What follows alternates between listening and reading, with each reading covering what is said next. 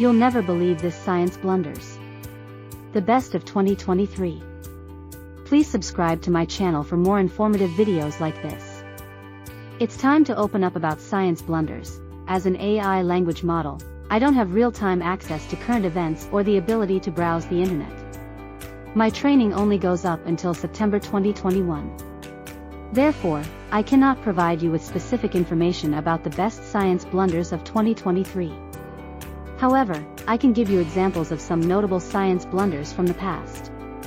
Please note that these examples are based on historical events up until 2021. The cold fusion fiasco, 1989. Martin Fleischmann and Stanley Pons, two electrochemists, claimed to have achieved nuclear fusion at room temperature.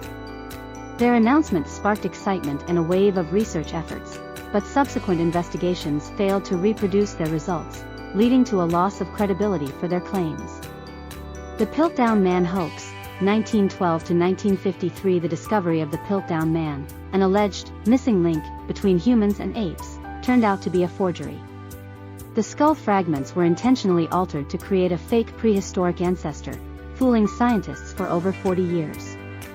The N-rays controversy, 1903. Physicist René Blondlot claimed to have discovered a new form of radiation called N-rays that could penetrate metals and other materials.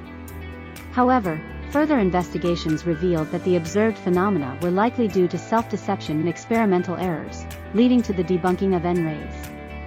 The Martian meteorite ALH 84001, 1996. Scientists announced the discovery of possible evidence for ancient life on Mars within a meteorite known as ALH 84001. They claimed to have found fossil-like structures, which sparked widespread debate and excitement. However, subsequent investigations cast doubt on the interpretation, and the consensus now is that the structures were likely formed by abiotic processes.